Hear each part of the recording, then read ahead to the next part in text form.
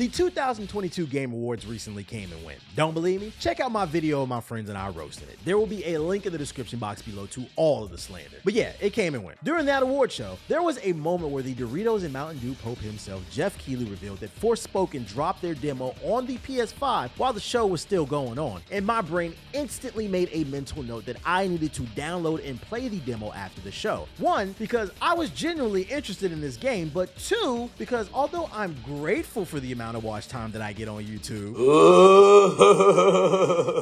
you know I had to double it. At first glance, I'd imagine this game is confusing. I'd imagine many of you are wondering, what is this woman doing in a fantasy world full of magic and cheap Party City costumes? Well, according to the official Forspoken website, Forspoken follows the journey of Frey. Frey Holland was used to feeling like an outsider while growing up in New York City, but she's quickly pushed to her limits after being mysteriously transported to the land of Athia, I don't know. A strange land with people, places, and cultures like anything Frey has ever seen. When she's mysteriously transported to this fantastical land of Athia, Onomatopoeia, she discovers the ability to cast powerful spells and use magic to traverse these sprawling landscapes. With her magical sentient bracelet cuff, she sets off on a journey to find a way home. Frey's journey through this strange and treacherous land will take her deep into the heart of corruption, where she must battle monstrous creatures, confronts the powerful Tantas, and uncovers secrets that awaken something much more from within.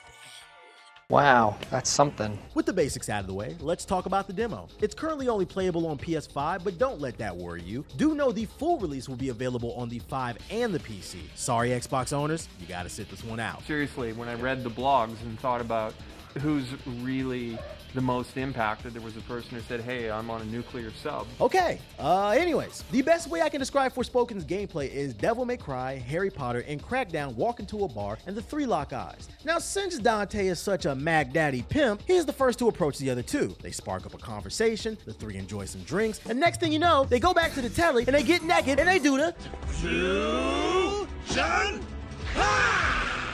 Now I bring up those three games because this is a new IP, and comparisons like that help some people better digest what they're getting into. But understand that that's just a starting point. This is definitely its own game. No more evident than that is the combat system. Forspoken is a fast-paced action game where you play a battle mage named Frey. Frey mixes and matches flashy spells to create a spectacle on screen that I enjoyed every second of, by the way. The tutorial wasn't very helpful, but once I got a hang of the controls by just pressing buttons and shit, the combat felt magical. That was a terrible joke. Each spell has their use. The various enemies you take on have strengths and weaknesses, so combat is all about casting the right spell at the right time and staying on the move to duck the large swarms of enemies. The lighting on the spells look beautiful, and it really makes you feel like a badass. Your combat skills are graded during every battle indicated on the right side of the screen. The larger the combo, the better the grade you receive, sort of like Devil May Cry or Bayonetta. I'm just curious to know if getting high grades leads to anything other than a boost to your ego. The movement is amazing in this game. It's a blast to navigate the world. It reminds me a lot of Crackdown, the way you get to jump and climb all over the place at a breakneck speed. Even the way Frey sidesteps and dodges is fast and stylish. Because she does everything with such poise, it makes you want to experiment with her entire kit to find the balance between looking cool and kicking ass. The game world reminds me a lot of Australia. There's a lot of lush environments and terrains to climb, plus everything in the wild is out to kill you. The demo does allow a little bit of exploring, and although Forspoken is easy on the eyes, I will say that I am concerned about what fills this world. There wasn't much to see in the land, just camps of enemies and random treasure chests sprinkled everywhere. I did like that some of the treasure chests contain lighthearted puzzles to switch things up, but it still wasn't enough variety. I did like that throughout your journey in the demo, you're accompanied by your talking bracelet. There's not much context given to why your jewelry speaks, but I was getting Jarvis vibes. The banter between Frey and the bracelet should help break up some of the long stretches of parkour. That goes for the game's customization too. The demo allows you to play in the game's menus a little bit, and from there you quickly can glance at some of the capes you can equip, plus the various ways you can paint your nails. Painting your nails sounds silly, but in this game, the various coats provide different buffs for your hero. How about you tell me something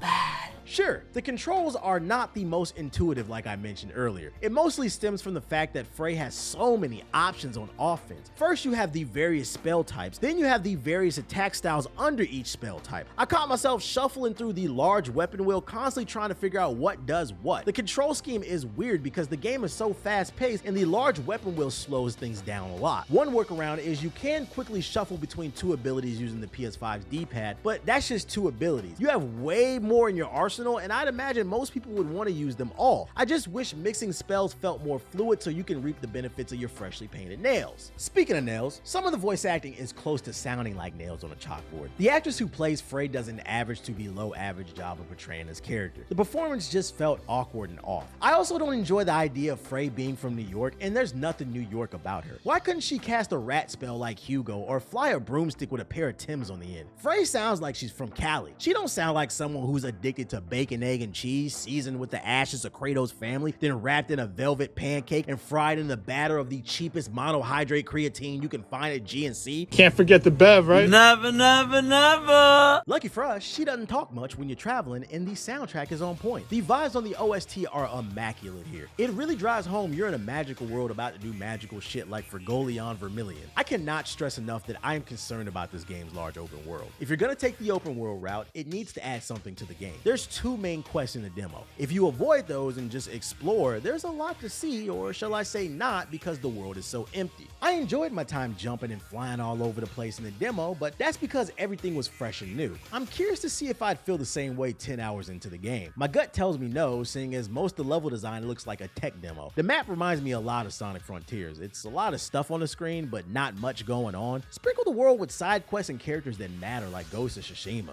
Now as for performance, several people in my Twitch chat at twitch.tv/theblack-Hokage, wink wink wink, reported that they experienced a lot of stuttering and frame drops with their time on the demo, but I can't say the same is true for me. The demo's short. If you just run through the story, it's like 30 minutes, but I spent an hour running around and not once did I drop frames. Things can change when the full game drops, but I was happy to see that it did feel optimized. Then again, take what I just said with a grain of salt. This demo is a vertical slice. The full game could be a hot mess. Trust me, I know. EA let me demo Mass Effect Andromeda early, and that vertical slice ran great. The full game dropped and it ran like crap. Now I look stupid because in my Mass Effect Andromeda preview video, I was saying the game ran great. The point is, I had to learn the hard way you never take these vertical slices too seriously. But overall, I really enjoyed the combat and the movement system. I pray the lack of things to do in the open world is just because it's a demo. Maybe they held back on the content. Who knows? What I do know is I'm not interested in sinking my teeth into another 50 hours of pointless fetch quests, especially since we don't know if the main storyline will be fire. So at bare minimum, I need y'all to improve the main gameplay loop. I've seen enough from the combat system and the customization to where I know this game is definitely still a day one cop for me. I just hope that everything else in this game delivers when it drops on the PS5 and PC January 2023. And those are my thoughts on the Forspoken demo.